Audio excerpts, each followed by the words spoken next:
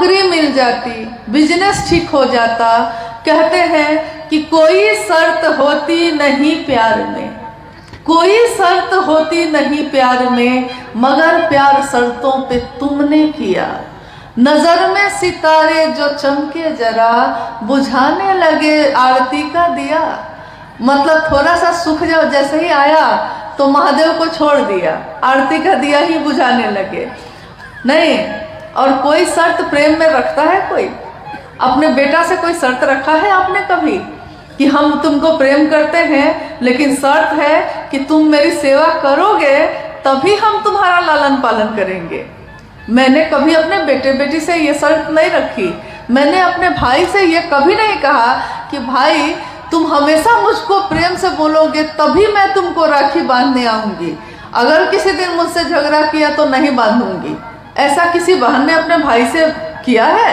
यानी प्रेम शर्त नहीं रखता, लेकिन शिव से प्रेम करने की ये विधा, ये तीनों सूत्र, जिसमें पहला सूत्र है दया मांगना, इसमें हम रखते हैं, बोलते हैं दया करिए, लेकिन रखते हैं शर्त। महादेव अगर आप मेरा ये काम पूरा कर दीजिएगा तो हम मनौती चर्चा करेंगे। करते हैं कि नहीं? क्यों? जबकि आप ये कह सकते हैं कि महादेव मेरे पास कुछ भी अच्छा होगा हम आप ही का नाम लेंगे, लेकिन काम आप वही कर रहे हैं, लेकिन बोलने का तरीका बदला कि नहीं? महादेव मेरे जीवन में अगर कुछ भी अच्छा होगा तो आप ही ना मेरे सबसे ज्यादा अपने हैं, तो हम आप ही की चर्चा करेंगे। देखिए ये भी एक तरीका है, लेकिन आप कहते हैं कि अगर पूरा होगा तब आपकी चर्चा करेंगे, और नहीं पूरा हुआ तब नहीं करेंगे। और चाहते हैं कि महादेव दया करते ही रहें। हम शर्त रखते हैं और कहते हैं कि महादेव आप दया करते ही रहिएगा। और महादेव की दया एक शिष्य पर जब हो जाती है तो उस शिष्य में कोई गुरु अपने शिष्य को अपने जैसा बनाता है। महादेव भी जब गुरु होंगे अपने शिष्य को अपने जैसा बनाएंगे। महादेव को कहाँ फर्क पड़ता है? उनके ससुर ने उनको नहीं बुलाया यज्ञ में, तो महादेव को कहाँ फर्क पड़ा? उन्होंने माँ सती को भी मना किया, तुम भी मत जाओ, छोड़ो, सबको बुलाया है, बुलाने दो। न मान का भय न अपमान का भय, जहाँ सारी चीजें खत्म हो जाती हैं वो है महादेव। और उस महादेव का एक रूप है जगत गुरु शिव का। तो सिर्फ कल्पना करिए और सोचिए महादेव के बारे में कि क्या आज तक ये महादेव हमारे इतने अपने हो सके थे, आज हो सके हैं, तो उस महादेव को छोड़ के अब कहाँ जाए? महादेव कितनी मुश्किल से मिलते हैं, कितनी मुश्किल से मिले हैं हम लोगों को। न जाने हम लोगों ने कितने जन्म लिए होंगे, न जाने कौन सा कर्मफल होगा कि ये मानव का तन मिला है, इंसान का शरीर मिला है, तब कहीं जाकर शिव गुरु के रूप में मिले हैं। तो जो महादेव इतनी मुश्किल से मिले हैं, तुमसे एक पल में कैसे बिछड़ जाए हम, जिससे मिलने में शायद जमाने लगे, शायद महादेव से मिलने में जमाने लग जाएंगे, उनसे एक पल में हम कैसे बिछड़ जाएं। तो मान लिया है तो मान के रखिएगा, नहीं माना है तो मानने की कोशिश करिए, और मान कर बैठ भी गए हैं अगर तो फिर से चलाने की कोशिश करिए। और दूसरों को जो दीजिएगा वही आपको भी मिलेगा। इसलिए दुनिया में प्रेम दीजिए, सम्मान दीजिए, शिव के लोगों का सम्मान करिए। कहते हैं कि साहब ने कहा कि दक्षिण भारत में एक संत हुए तिरुमूलर, उस संत के लिखी हुई कुछ किताबें हैं, उसमें वो कहते हैं कि मेरे गुरु नंदी ने मुझसे कहा है, संत तिरुमूलर कहते हैं मेरे गुरु नंदी ने मुझसे कहा है कि अगर सेवा ही करनी है तो उनकी करो जो शिव की सेवा में लगे हैं। ये कौन लोग हैं जो शिव की बात करते हैं? ये वो हैं जो चलते फिरते मंदिर हैं, चलते फिरते मंदिर, जो जहां भी जाते हैं अपने शिव के नाम का दिया जलाते हैं और आगे बढ़ जाते हैं, महादेव से जोड़ते हैं और आगे बढ़ जाते हैं। खुद से जोड़ने की इच्छा नहीं है, खुद से जोड़कर हम क्या दे सकेंगे किसी को, लेकिन महादेव सब कुछ दे सकता है। तो महादेव से जोड़िए और आगे बढ़ जाइए। आइए हम लोग कुछ जिज्ञासाओं पे भी बात कर लेते हैं, अगर आई हैं तो। गुरु भोग एवं मोक्ष के अभिन्न रूप से दाता है, कैसे? शिव गुरु भोग और मोक्ष के अभिन्न रूप से दाता है। आप गौर कीजिएगा, इसमें शब्द है दाता, यानी जहां से ये चीज शुरू होती है। शिव दाता है, बाकी दुनिया में कोई भी है जिसने भी शिव से लेकर आपको हमको दिया है उसको कहते हैं प्रदाता, यानी दाता से लेकर देने वाला। तो शिव को कहा गया कि भोग और मोक्ष के अभिन्न रूप से दाता है वो। भोग यानी यहाँ भोग का अर्थ होता है जो लौकिक जीवन का जो भोग है। यहाँ तक कि भोग में आप क्या गिनते हैं? अच्छा घर हो, संतान हो, गृहस्थी अच्छी चले, खेत हो, घर हो, गाड़ी हो, सारी चीजें हो, वैभव हो, लोग मुझको जाने।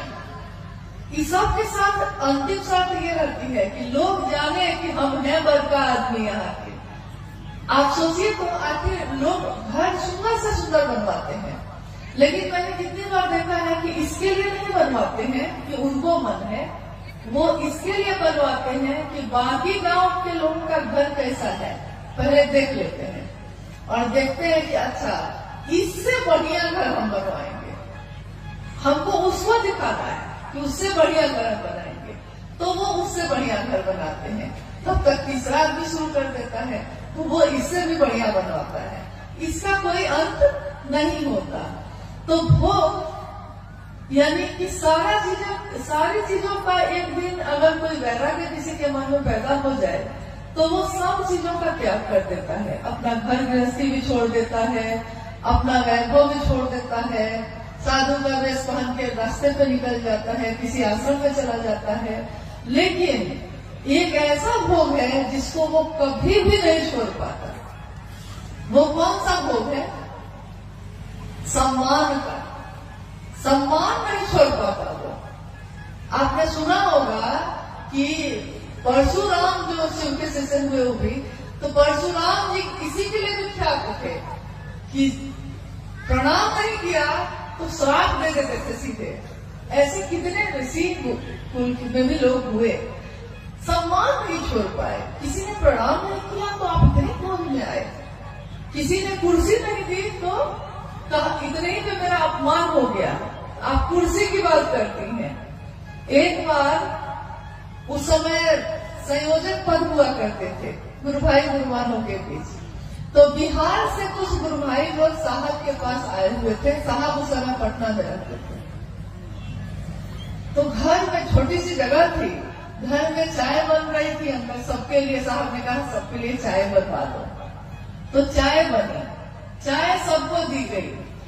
गलती से एक आदमी जो संयोजक थे गलती से छूट गए। अब मान लीजिए आप लोग सब बैठे हैं, मैं चाय लेके जाऊं और कोई एक आदमी तो गलती से छूट सकता है ना, तो अगर छूट गया है तो हम लोग मांग लेते हैं, अरे भैया हम छूट गए, हमको दे दीजिए। लेकिन उस गुरु भाई ने मांगा नहीं। मांगेंगे कैसे? मांग लिए तो अपमान हो जाएगा। साहब क्या बैठे हैं, चाय सबको मिल गई, गलती से छूट गए। उस समय वो कुछ नहीं बोले, लेकिन अपने घर लौट कर जब गए तो उन्होंने साहब के नाम एक लंबी सी चिट्ठी लिखी और उस चिट्ठी में उन्होंने कहा कि आपके घर में मेरा बहुत अपमान हुआ।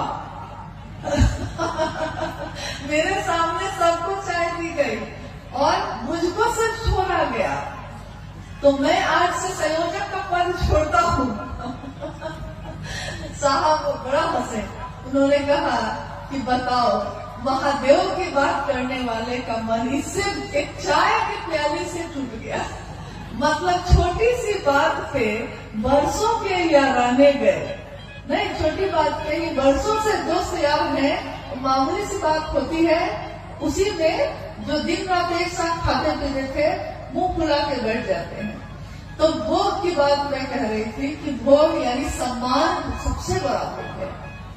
आप बताइए कि और चीजें आपके पास है या नहीं है, ये नहीं पूछ रहे हैं, लेकिन सम्मान है कि नहीं।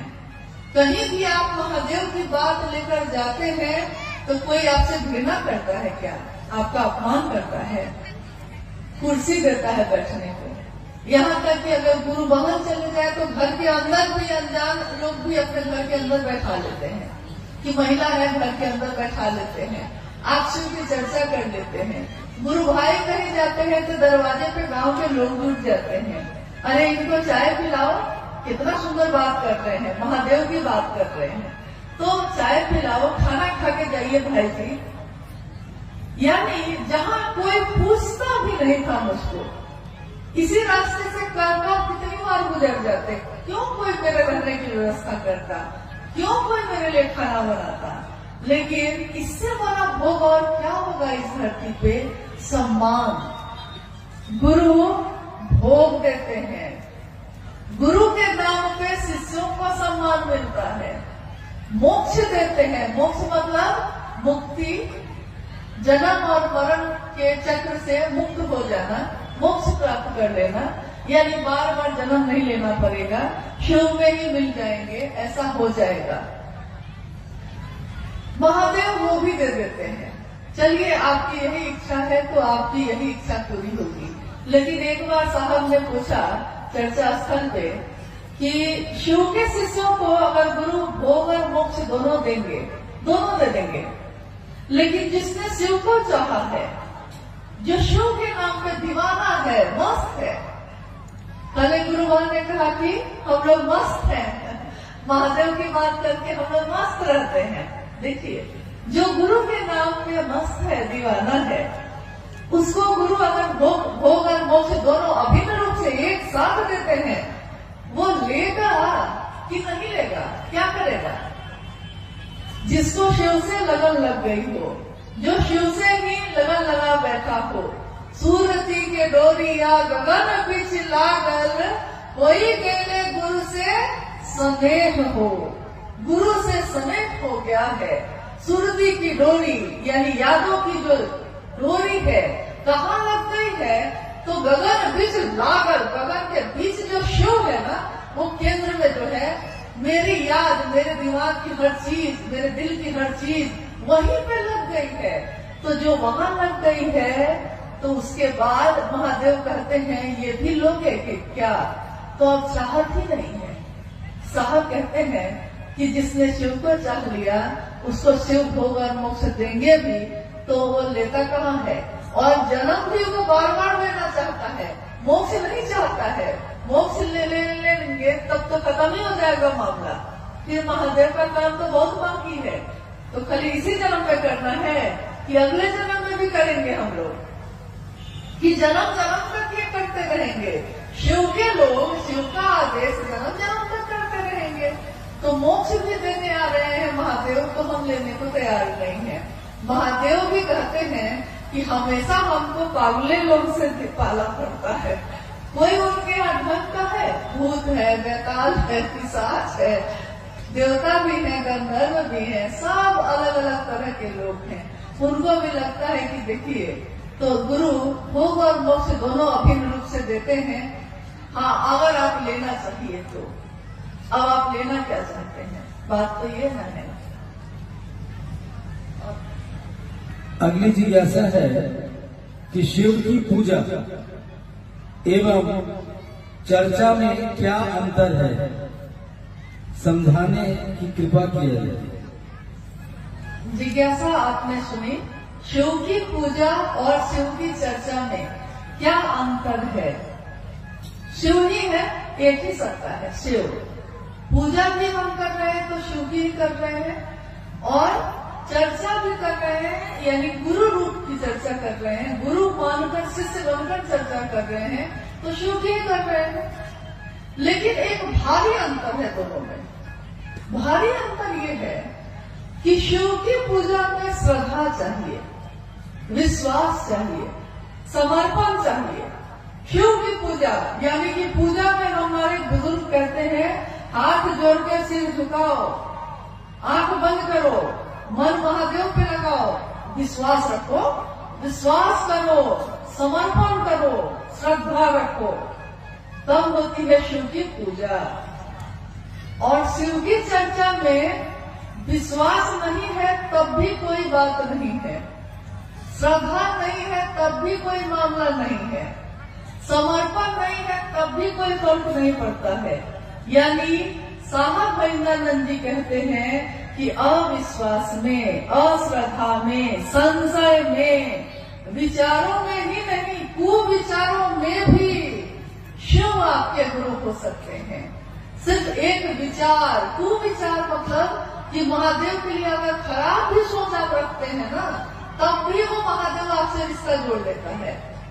आप कुछ भी सोच के सकिए, लेकिन लोहा अगर सटता है पारस से तो सोना ही बनता है, वो कैसे भी सके, तरीका चाहे उसका जो हो। यानी शिव की पूजा में श्रद्धा चाहिए, विश्वास चाहिए, समर्पण चाहिए। और महादेव की चर्चा में विश्वास हो तब भी ठीक, अविश्वास हो तब भी ठीक। मास्टर को कोई फर्क नहीं पड़ता कि आप उस पर विश्वास करते हैं कि नहीं करते हैं। खाली क्लास में चले जाइए, वो मास्टर तो पढ़ा ही लेगा। वो चाहे जबरदस्ती पढ़ाए, चाहे खुशी खुशी पढ़ाए, लेकिन पढ़ा के बच्चा को कलेक्टर बना ही देता है। मास्टर पढ़ा लेगा। तो महादेव के पास जाने के लिए श्रद्धा है तो जाइए, क्योंकि श्रद्धा तो भक्त को होगी, समर्पण तो भक्त को होगी। क्योंकि पहला सूत्र कहता है शिव से दया मांगना याचना की अभिव्यक्ति है, भक्ति की अभिव्यक्ति है। दया मांगना, याचना करना भक्ति की अभिव्यक्ति है। और भक्त कौन होता है? हम लोग अमूमन बोलचाल की भाषा में कहते हैं कि अरे ये अमुक चीज के भक्त हैं, ये इनके भक्त हैं। लेकिन भक्त होना बहुत बड़ी बात होती है। हम जब कहते हैं कि कोई विचार में शिव को गुरु माना है, विचार भी जब घने होते हैं, घनीभूत होते हैं, तब वो भाव बनते हैं। भाव भी जब घनीभूत होते हैं तब वो प्रेम बनता है। प्रेम भी जब घनीभूत होता है तब कहीं जाके भक्त होता है, तब भक्ति होती है। तो क्या वैसी भक्ति हम लोग की है कि शिव नहीं तो कोई नहीं? क्या उमा के जैसा है कि वरहू शंभु नहीं तो रहूं कुंवारी, वरण होगा तो सिर्फ शिव का नहीं तो किसी का नहीं होगा? क्या ऐसी भक्ति है? अगर है तब भी शिव के लिए है आप, और नहीं भी है अगर, तो ये रास्ता बहुत सरल है कि गुरु मान लीजिए, तू गुरु बनाना हो जेकर देहल चोला बा, दुनिया का भी तोहके देवे वाला भोला बा। तो दुनिया क्या देती हमको? दुनिया तो कभी प्रेम देती है, कभी अपमान करती है, कभी अपना बनाती है, कभी पराया कर देती है। लेकिन महादेव तो ऐसा नहीं करते।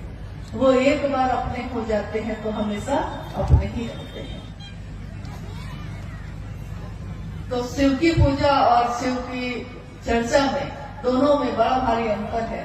लेकिन शिव की चर्चा आपके मेरे मन में धीरे धीरे शिव के विचार को, उन्हीं के भाव को, उन्हीं के प्रेम को, उन्हीं की भक्ति को गहरा करता चला जाता है। और साहब महेंद्रानंद जी ने कहा है कि शिव की शिष्यता में एक ही चीज अनिवार्य है। क्या? शिष्यानुभूति पढ़ी है आपने? साहब की बोली हुई, वो लिखी हुई किताब है, छोटी सी, 1990 के दशक में छापी गई थी। आप में से किसी ने शिष्यानुभूति पढ़ी है?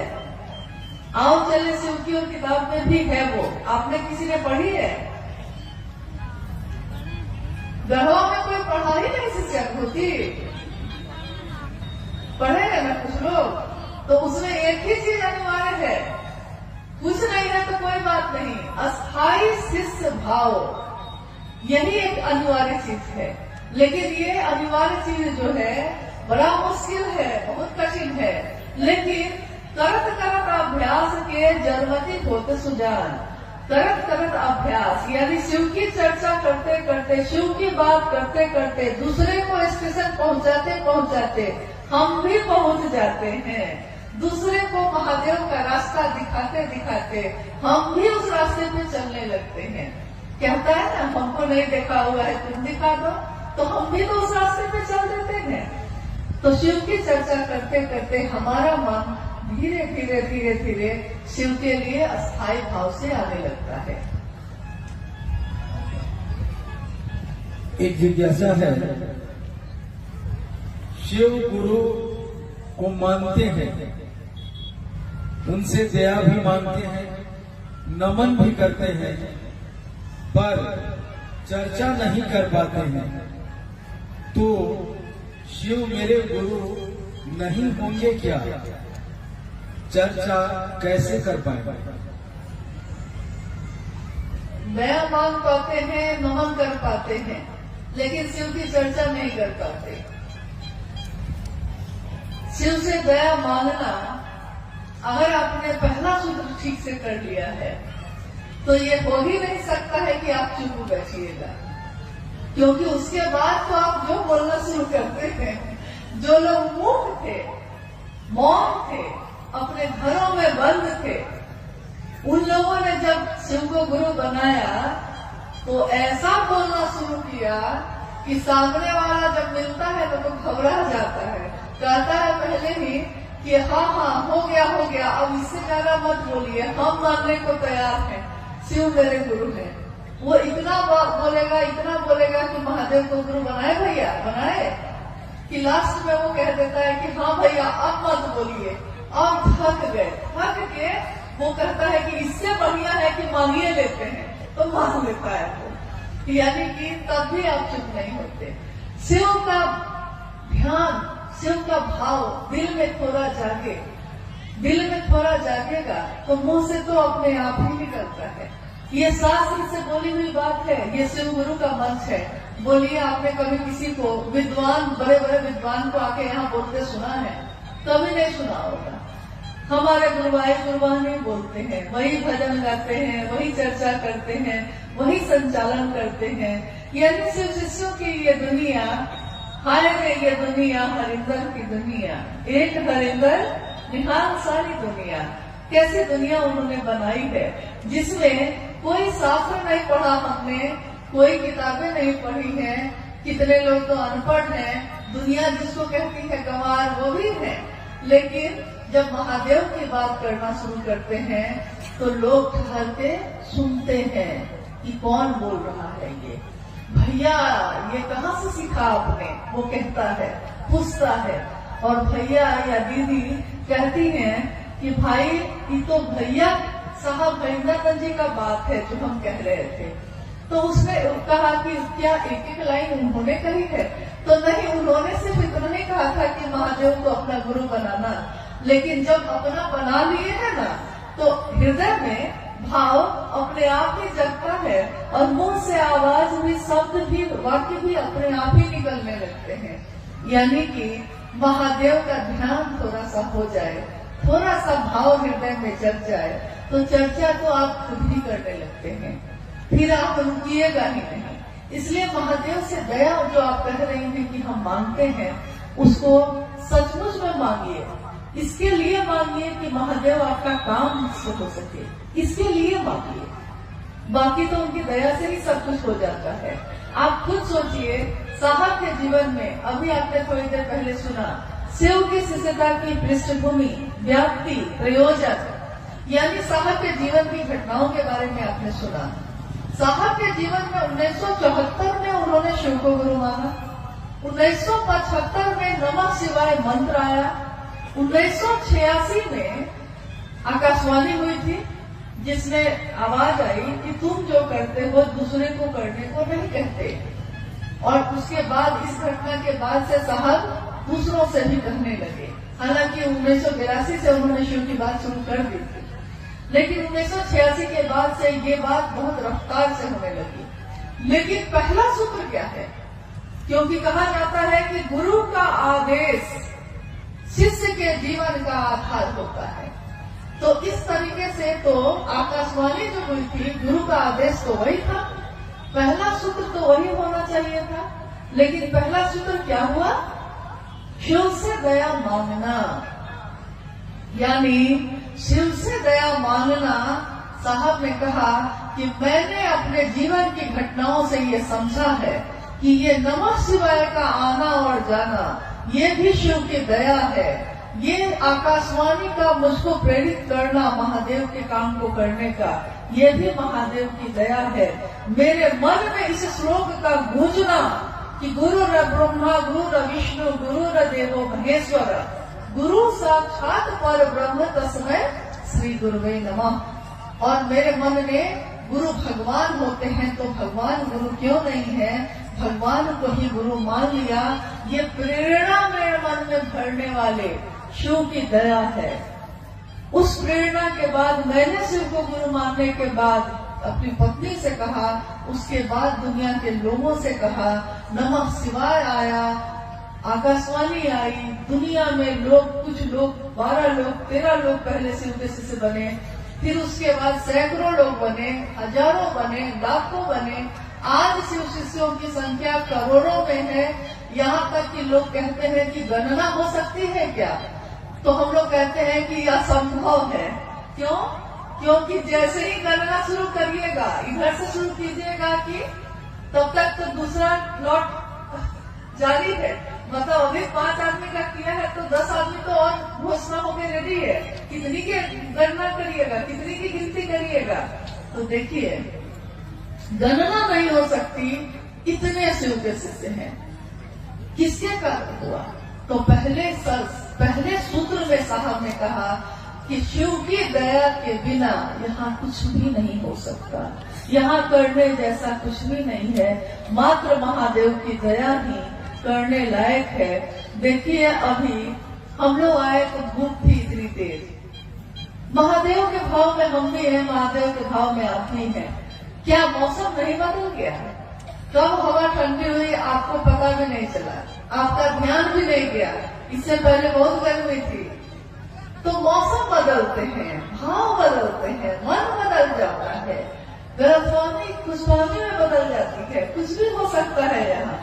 तो महादेव की दया से सब कुछ हो सकता है। तो पहले सूत्र में साहब ने कहा कि महादेव की दया ही शिष्य के जीवन की शुरुआत करता है। अगर नींव का पत्थर मजबूत हो तो उसमें कितनी भी बड़ी इमारत बनेगी वो मजबूत होगी। नींव का पत्थर यानी कि घर जब हम बनाते हैं तो घर बनाते समय नीचे नींव बनाते हैं, तो नींव बहुत मजबूत बनाते हैं, क्योंकि हम कहते हैं कि नींव मजबूत होगा तब ना दीवार भी मजबूत होगी। तो शिव से दया मांगना उसी नींव की तरह है। अगर शिव से दया मांग लिया है ठीक से, मन से, इसके लिए कि आपका काम हो सके, तो चर्चा तो आप ढूंढाल करिएगा और नमन में तो आपका मन दिन रात रहेगा ही रहेगा। इसके सिवा और कोई चारा नहीं है। अब क्या एक अंतिम जिज्ञासाएं तो बहुत हैं, लेकिन हम सभी समय में बंधे हैं, इसलिए एक अंतिम जिज्ञासा है कि हम गुरु भाई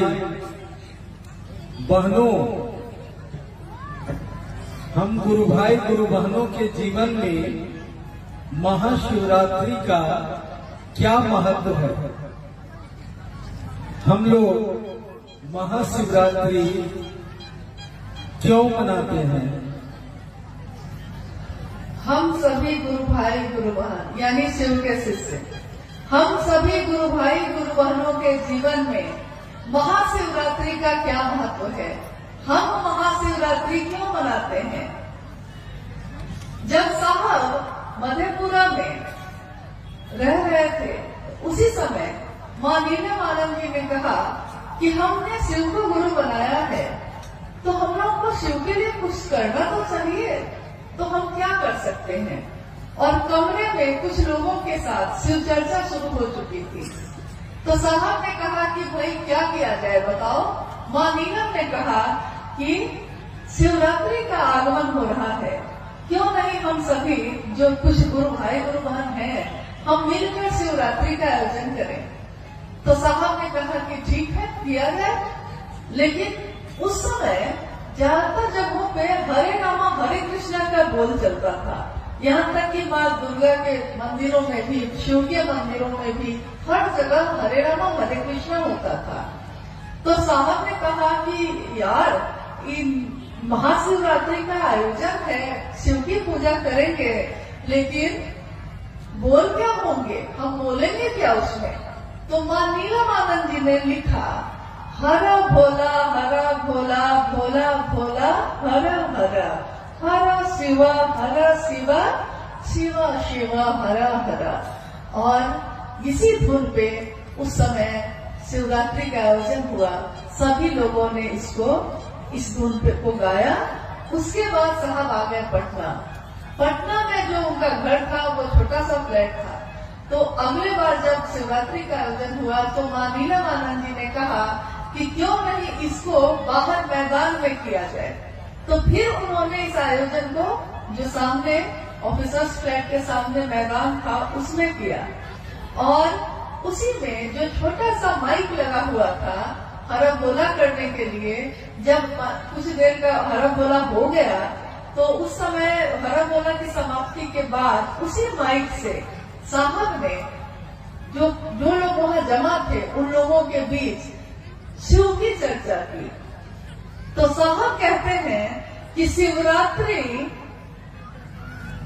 एक ऐसा प्लेटफॉर्म है, एक ऐसी जगह है जहां साहब ने कहा कि आपने देखा होगा कि जब बच्चे नदी में कूदते हैं तैरने के लिए या स्विमिंग पूल में कूदते हैं तो बहुत ऊपर में लकड़ी का एक टुकड़ा लगा रहता है और उस लकड़ी के या बहुत बड़ा कोई सीमेंट का बना रहता है और वहां खड़े होके वो ऊपर से जंप करता है पानी में तैरने के लिए, तैराकी के प्रतियोगिता में।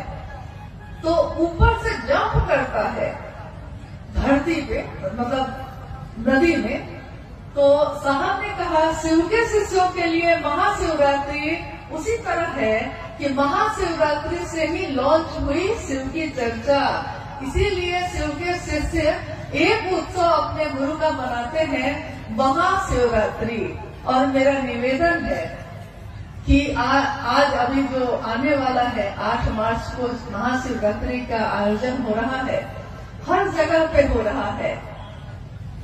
मेरा निवेदन है कि 8 मार्च को जो महाशिवरात्रि है उसमें आप अपने सामूहिक रूप से जहां भी आप करना चाहते हैं जरूर करिए, लेकिन अपने घर को लौटिए जब तो कम से कम 1.25 घंटे अपने घर के लोगों के साथ भी इसको करने की कोशिश करिए। अपने पड़ोसियों को भी बुलाइए इसमें और इसके साथ साथ सजाइए अपने घर को, अपने मोहल्ले को, अपने दरवाजे को, क्योंकि शिव की रात्रि है, ये महाशिवरात्रि है। शिव के शिष्यों के लिए शिव की चर्चा का आगाज करने वाली है। तो हम नमन करते हैं अपने साहब दीदी को, अपने गुरु शिव को, कि महादेव की दया हम सभी पे बनी रहे, हम सबका जीवन शिवमय हो, सुगंधमय हो। साहब ने जो चाहा है शिव के लिए शिव को, हम सभी शिव के शिष्य भी शिव के लिए शिव को चाहें, दुनिया के लिए नहीं। दुनिया ने अपनी कामनाओं के लिए शिव को चाहा, शिव के शिष्य तो ऐसा ना करें। शिव के शिष्य शिव के लिए शिव को चाहें। आप सभी के चरणों में मेरा शिव गुरु कारवां के माध्यम से हमसे जुड़ने वाले, हमें देखने वाले आप सभी से मेरा अनुरोध है कि हमारे वीडियो को लाइक करें, शेयर करें और हमारे चैनल को सब्सक्राइब करें। मिलते हैं आपसे अगली वीडियो में। आप सबके चरणों में मेरा प्रणाम।